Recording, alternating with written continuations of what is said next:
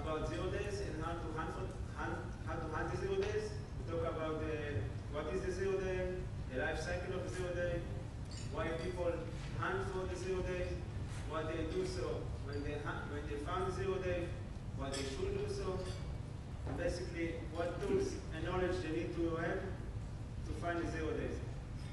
And in the end, we see a demo of a vulnerability I found like 2 years ago, but only like 1 month ago.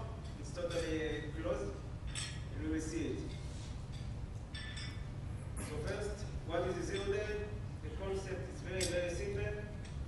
0 day is basically an attack that tries to exploit a vulnerability in application software or hardware when there is no fix available yet. So it's a very, very simple concept. Attack on a vulnerability on a software that not fixed yet. So now that we know what is the 0 day, what is the life cycle of a 0 day? Basically, most of the time, it starts like this. It's one guy is looking for a vulnerability, and he finds a vulnerability, then he needs help to develop the exploit. So then he contacts friends or some close group that he knows and tell them about the vulnerability. So now, for one guy, there is a group of guys that know about the 0 day. This timeline is unknown, can be days, months, weeks. The guy that found the vulnerability decides when he's going to share it with others or when does he really need help to develop the exploit. After the exploit has been done and there is a working exploit, they're supposed to do something with the exploit. Sometimes they attack it, attack systems, or sometimes they sell it. And after a while, someone from the public realizes that there is something wrong going on and basically find the vulnerability. And then he basically notifies the vendor. So now the vendor knows about the issue. So from the guy that found the vulnerability until the vendor was notified, can be days, weeks, months, sometimes even years. So even when the vendor knows about it, still take time to create a patch. So then there is another day, weeks, months time that the vendor work on a fix and release the fix. And even when there is a fix outside, not yet all the systems are patched, so there's still there time to exploit the systems. So a lot of this process of for one guy find a vulnerability until everyone is patched can take from days, weeks, to sometimes even more than a year. So now that we know a little about the 0 day and the life cycle of it, let's see some of the 0 day that were used on the wild to attack systems. This is a list. Basically for the Windows OS, you can see that very popular is the Internet Explorer, Office, and the core of Windows. All of them were using to hack systems. Now, basically you ask the question, who hunt for 0 days? So basically, security companies do so. Here's an example of some of them. EI, NGIs, COSEC, NSFocus. Independent security hackers, they also hunt for vulnerabilities, usually to sell them, or sometimes just for fame. And the vendor himself doesn't really look for 0 days, just do a code review, and by doing so, he found the vulnerability and fixed them. So these are some of the guys, but basically looking for vulnerabilities. Now, who use these 0 days? So, security companies use the 0 days. Basically, send the information to government and to others. Hackers also use these 0 days. They don't even need to find the 0 days, just use the knowledge to hack systems. Penetration systems do the same thing. They go to some companies, basically run some exploit to test the systems, and for them 0 days is just the tools to do the job. And the guys that write virus and ROMs also use the 0 days to basically spread the virus or the ROM as fast as possible. So every time there is a 0 day outside, you're going to see this guy that basically developed the ROM, take it, and make another version of this ROM. So if you take like the last ROM, you will see if every time you saw a 0 day, basically people that release 0 days, you will see the developer of the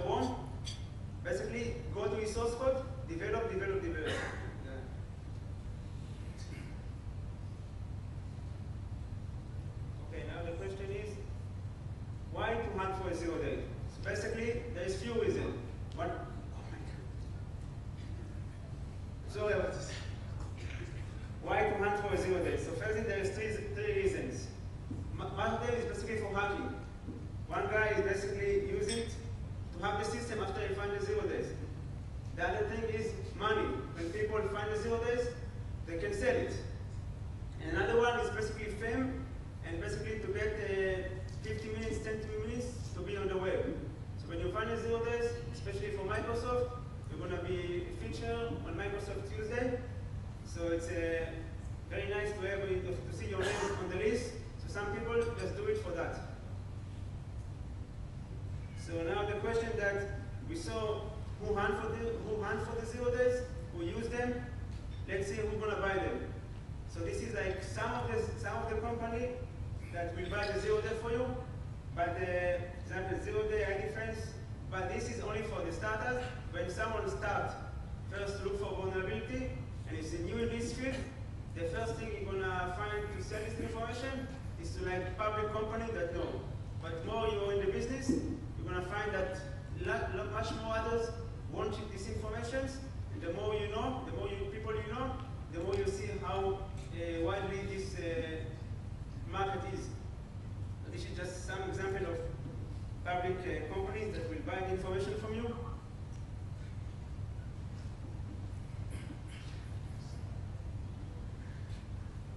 Okay, even that some people will sell the information, there is some guys that will never sell the information. For some reason, they just don't like to share information, just want to use the information to hack systems and to attack systems. They will never sell it for no money in the world. When they find something, they'll just use it to attack. Now, basically how you hunt for 0 days. Basically, there is like 3 main tools or ways to do so. Basically, sometimes the source code is open, so just audit the source code, binary audit, and fuzzing. Basically, this is the 3 things that guys use basically to hunt for a vulnerability. In this specific talk, we just talk about the binary audit, not about fuzzing, but nothing else, just to see how someone go and hunt vulnerability by auditing the binary. So what do you need to know when you go and hunt for 0 days?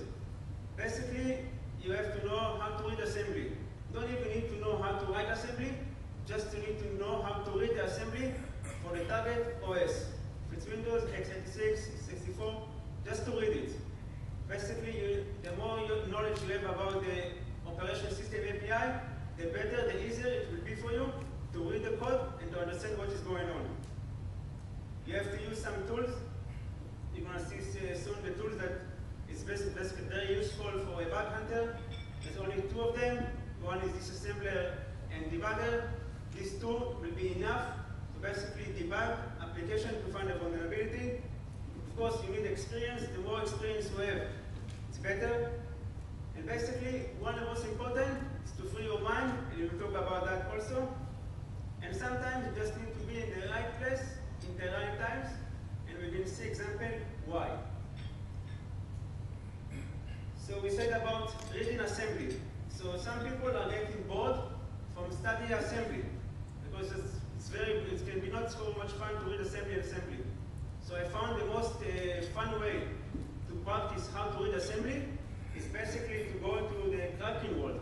There is this guy that's basically taking an application and trying to find the serial number of it. So basically, this is like one of the forms, and they basically will teach you how basically to crack applications. Why it's good? It's very good for starting because they will teach you how to read assembly. The guys that basically crack applications are very, very good in reading assembly code.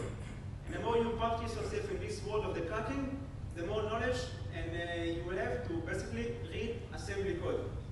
So for my suggestion, if you want to start reading assembly, go to crackme.de, take the classes, study them, and you will see that the process is pretty fun and not boring by just reading a book or lines of assembly and what you're doing. You will learn an experience of others, how they read and how they translate code from assembly to C. So this is about reading the assembly. But also the most important, actually, is basically to read books. Some people are lazy and they go to tutorials to read about knowledge about some stuff. But to be really good in what you're doing, the best is to read books. Because when you read the books, it's from the beginning and to the end. And in everything, even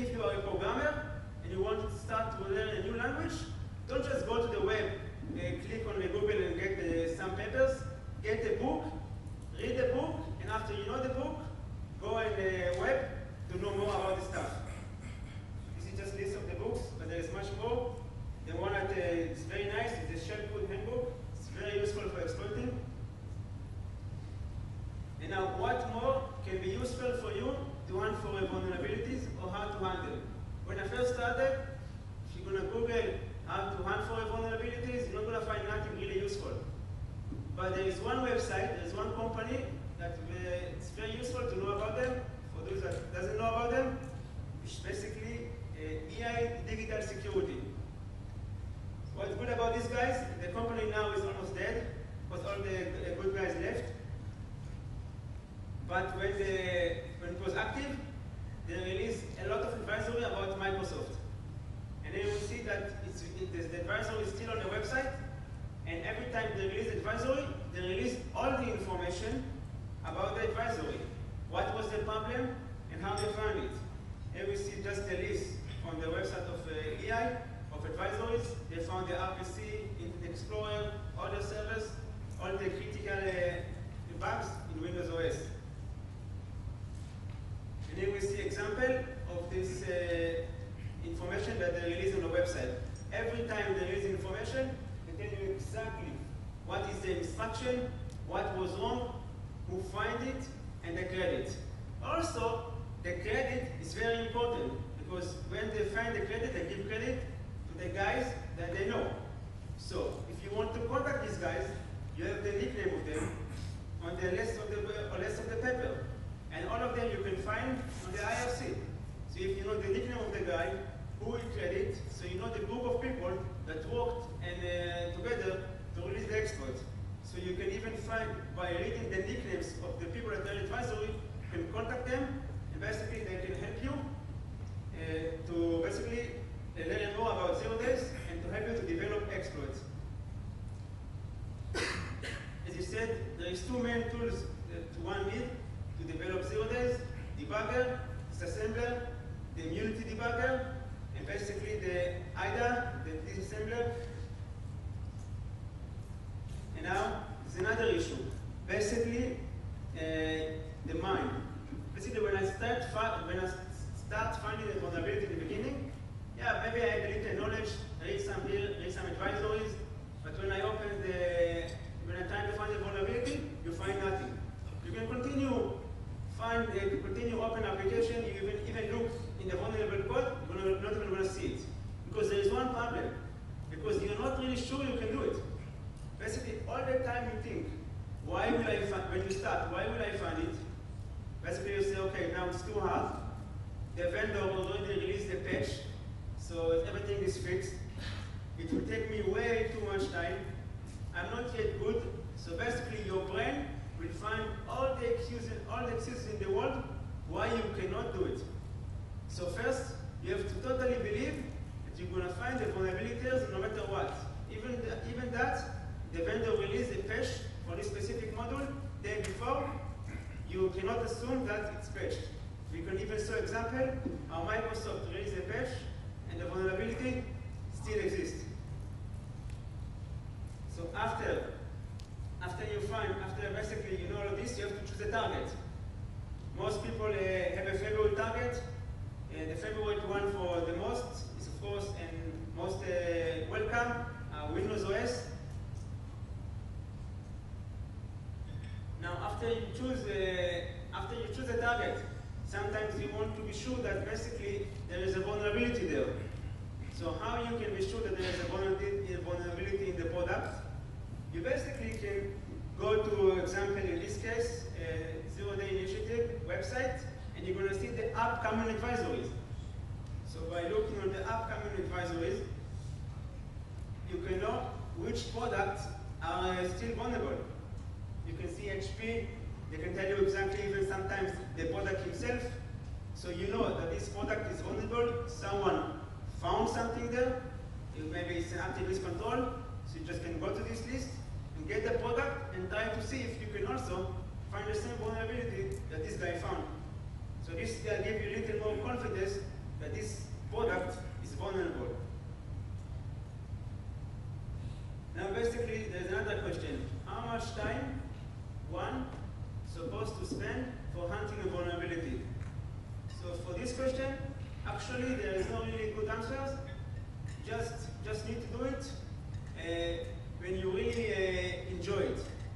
And even if basically you start to look for a vulnerability for 1, 2, 3, 4 hours, and you found nothing, it was still useful. Because basically you make your brain, basically, or your mind, get used to read assembly code. So the more you look, even if you don't find it, it's basically good, because in the future, in the process, it will be easier for you to read the assembly and to see it. So even if you spend 1, 2 hours a day just to look for a vulnerability and you find nothing, it's still very good, because for the long run, it will be much, much faster. So never ever when you look for a vulnerability and you find nothing, think about it as a waste of time. Now, this is a very nice example of what someone would have to do when you find a vulnerability. So this guy found a vulnerability, a very nice one, in the core of Windows. But there was one issue. Look what this guy wrote. Oh, my bad luck, EI released advisory few minutes ago. And I've been listening to this bug since about a week, so it's cancelled. So this guy found a vulnerability in the EOT fonts of Internet Explorer, but how shame it is that then he figure out in Patch Tuesday that EI released the information and gave it to Microsoft. So as soon as you find a vulnerability, move the package, get rid of it as soon as possible. If you have to sell it, sell it. If you have to hack someone, just do what you're supposed to do, fast as possible, don't wait too much. That is a very sad case of this guy. So now when you hunt vulnerabilities, I see 2 ways to do it. The first way is basically more logical, I guess. You basically take a product, okay, example, Windows Media Player, and you're gonna say, okay, let's see if there is a vulnerability in the parser of the MP3 player, or in the parser of the MPEG codec. So what do? You take the module, you look for the code that basically handle the parsing, and then you say, okay, let's see if it's vulnerable. That's one way to do it, which is not my favorite way. My favorite way is actually the opposite. Instead of basically deciding, okay, I will trigger a code, and then I will figure if it's vulnerable, the opposite way is basically to find. Just take something, some sort of code, open some module that the application uses, and basically try to find the vulnerability there. And after you find the vulnerability there, try to figure out if it's exploitable. Why this way is more useful for me, or it's actually much more fun? Because first of all, when you think about it, you don't know exactly what the product do fully. So example, if you research Microsoft Media Player, what goes on your mind? It's play music file, it's play video files, that's it basically. But under the hood, the application can do much more than you think. So in the beginning, you don't know exactly what. So just take one of the modules that basically this application uses, trying to find vulnerable code, and from there, trying to go up to figure out how the application, the way the application works to read this code. So example, let's say you find a video player code that basically handles skins. So you just you found this basically can be vulnerable to buffer overflow. Just put a breakpoint on this section of code, and after that, you basically play with the product to trigger it. So this is basically my favorite way, basically to hunt for vulnerabilities, and we see one example later on. How do I do it? Also, very, very important when you look for bugs in the Windows OS is the names, because the modules come with symbols. This is some of the vulnerabilities that were on the right. Read the name. Always the name can help you to figure out if it's a good target to analyze. And the first one, we can see the word convert. And actually, in all of them, you see conv and convert. So basically, it takes something, convert to something else. Sometimes Microsoft will be internal load, translate. So always, when you open some of Microsoft modules, look for the symbol names, look for convert, translate, anything like that. You will see that actually most of them, vulnerability, if you get them, is always about load, convert, basically translate. So the name is very, very important to find the target. Which kind of vulnerabilities you look for? Basically, you can find back overflow, heap overflow, insecure file operations, rest condition. Very, very popular lately is basically memory corruption on Internet Explorer. This is like a few of the vulnerabilities that one can find. And now we're going to see some of the list of basically section of code that in the Windows OS that is vulnerable. Here we see example. Basically, in Windows XP, you can see that this section of code is basically have a still inline str copy in this function called cmatch bitmap. So when you recognize this, you can see when someone reads assembly, he immediately can recognize this loop as a str copy, and when there is strcpy, basically now the attacker has to figure out if you can trigger the code and basically overflow this section of code. Here we see another example. I think this example is taken from the RPC service. Basically, there is no check length for more than 16 bytes for the net BIOS name.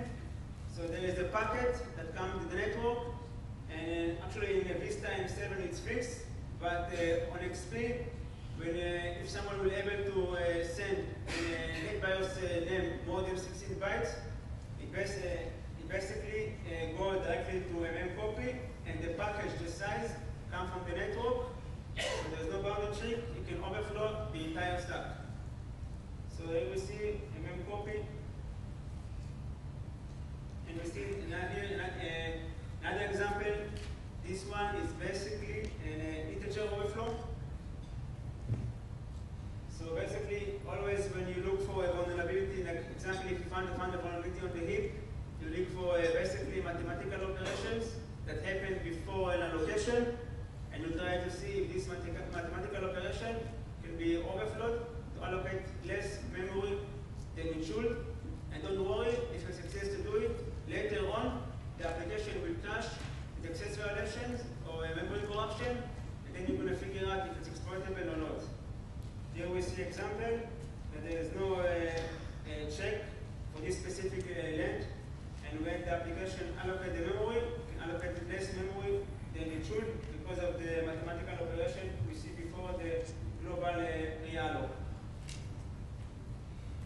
And here we see basically another thing that basically was very used in XP, but was fixed in Vista and 7. And you can see if you go to Vista and 7, Microsoft used the unsigned add API. And again, if you diff between Vista and XP or 7 XP, you're going to see the difference. Again, there is a mathematical operation before allocation of memory. And again, you can overflow it if you trigger this code of section. And here we see another insecure file operation. There is this product that uses create file, but the file comes from remotely. So you basically can create file anywhere on the system because there is no check to which type of file you are allowed to create. This is like some of the examples of vulnerabilities. Now we're going to see another demo of basically how someone go and hard for 0 day. What actually the process of doing so. So in the beginning, it's actually very simple. Most of the time, when someone wants to go, just go to the Windows OS, Windows folders.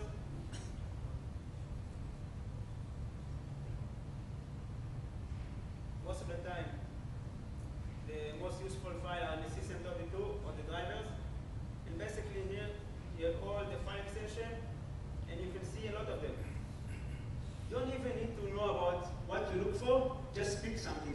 Just pick someone and try to figure out if it's vulnerable. After that, figure out who uses it. But if you want to know more about what this DLL used, just add this. See the description.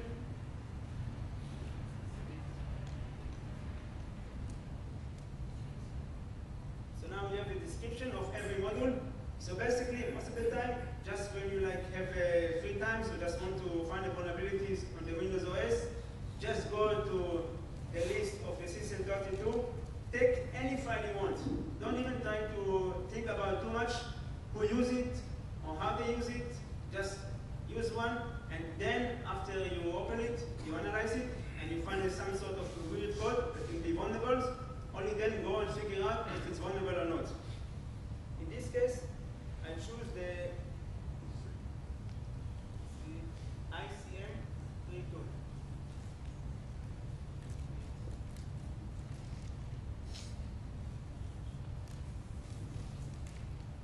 I choose this one, SyScan'11, the Windows color management module. So one day I decided, okay, I will choose this DLL, and I'm going to see if it's vulnerable. But that was like maybe 2 years ago, and actually you will see that even if it was 2 years ago, it's still not patched in the same system. So the first thing you do is basically you open the module in a debugger, in a disassembler. So this.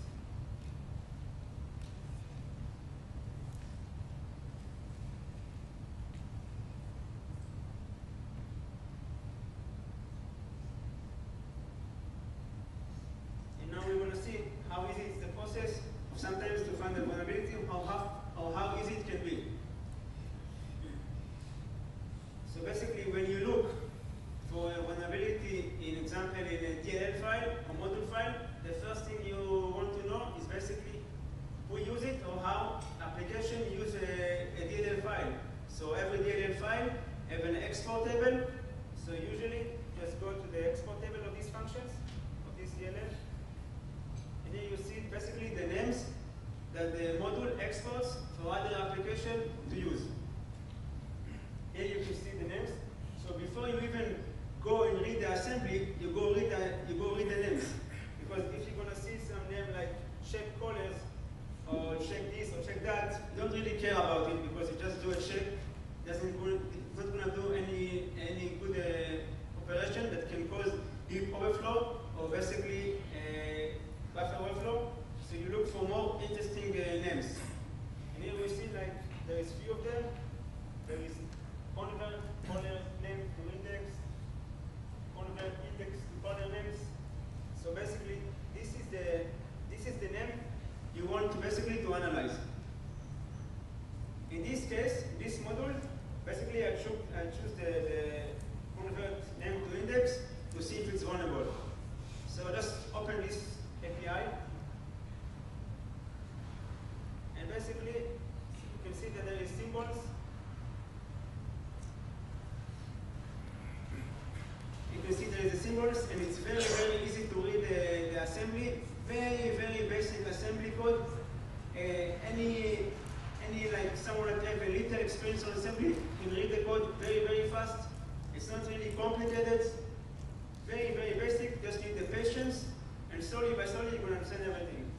This is the export table. You can see in a second someone can see that all of this is just for this guy. So you go inside this guy. And here you go. When someone reads this assembly code, it may look for a lot of assembly code, but actually it's only few lines of C code. So again, when you go down, you can see the names, and you go down, and immediately you can filter what is good and what is not good. And here we see another convert to index name. And basically here we see the vulnerability. Basically, here we can see a pure str copy that basically used on when basically trying to convert something. So there is a function that do a convert, and inside the convert you have str copy.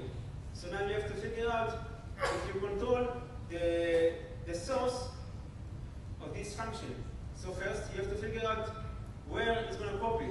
So in this specific case, it's on the stack.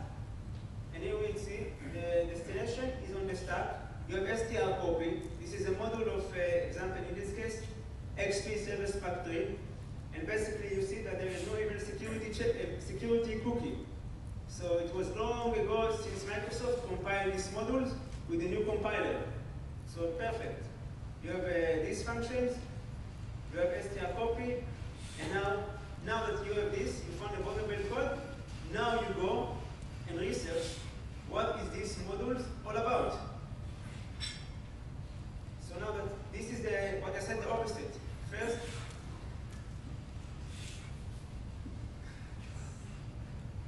so this is exactly the opposite I said. First, find a vulnerable code, and then rotate. First, find a vulnerable code, and only then figure out how it's used to. In this case, I took some random DLLs. I didn't even know about what this caller profile do at all. Just took this DLL, opened it, read the export table, found an interesting function name, found that there is something weird inside it, some str copy. Only now, I have to figure out what is this model all about.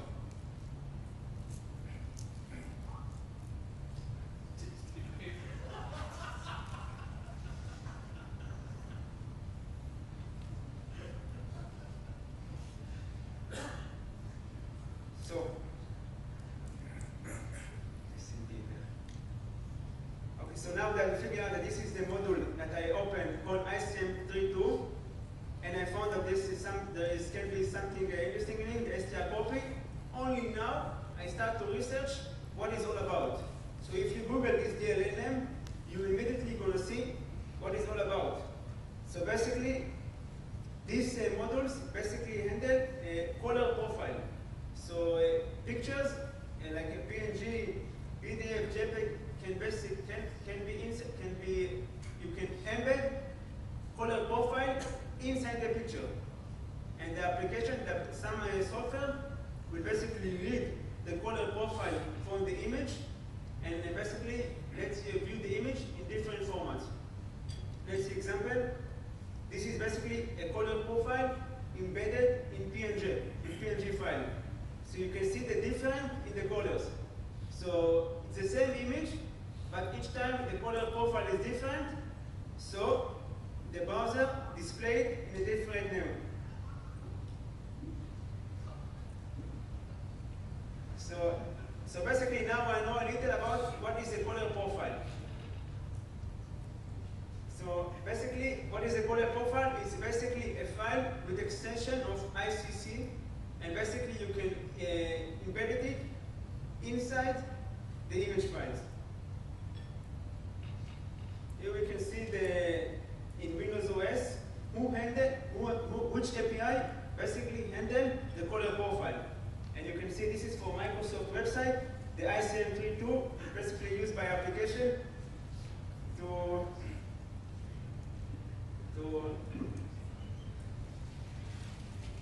pass color profile that is embedded in PNG files or in any image files. Let's see what is ICC file all about. How does ICC file look like? What is basically a color profile? So here we see this file is called ICC. If we open it in next editor,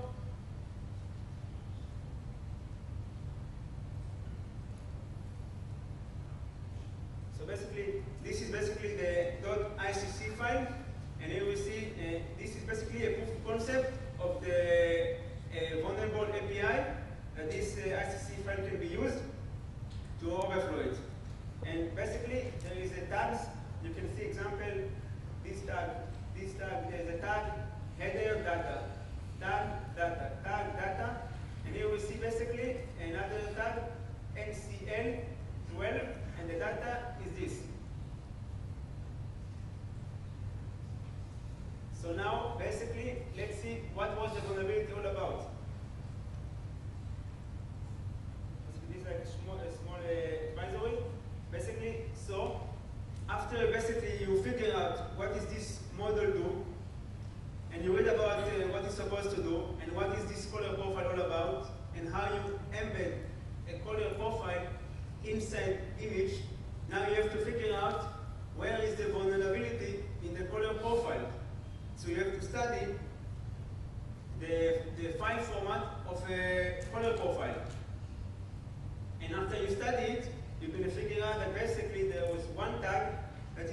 calling this API, which basically was the MCL2 tag header. There is a MCL2 tag headers, and inside it there is a struct of the data. And here we see basically what was wrong. Basically, Microsoft assumed that the caller name is 32 bytes, which basically non-terminate with 0. So they always assume that basically, if someone creates a caller profiles in this specific tag, the name is 32, but it must basically terminate with a 0. This is why they use str copy or str cut, because they know, okay, caller profile, 0 not terminate, I can use str cut. But if someone not gonna use non-terminate for the names, basically gonna use a long name, basically there will never be non-terminated, and it will copy data. So in this specific case, we see basically I took all of this, and this is basically the name. There is no non-terminated. So the modules, when it passes, it's going to basically overflow the entire stack. Here is the vulnerabilities, trying to find the 0, nothing. And you can see there is no security check, no cookie, nothing. So in this case, basically, if it's exploitable, you can overwrite the return address. In this case, Internet Explorer is supposed to use these modules, so it is going to spray the heap, jump to the heap, and basically going to run the exploit. That's the most basic stuff, how to exploit this issue. So, but that was basic. So now I figure out what is this DLL used for, what is the vulnerability, and how to write the proof of concept. Now I have to find a product that uses caller profile to display image. So the best target is basically a browser. So let's say the first thing I was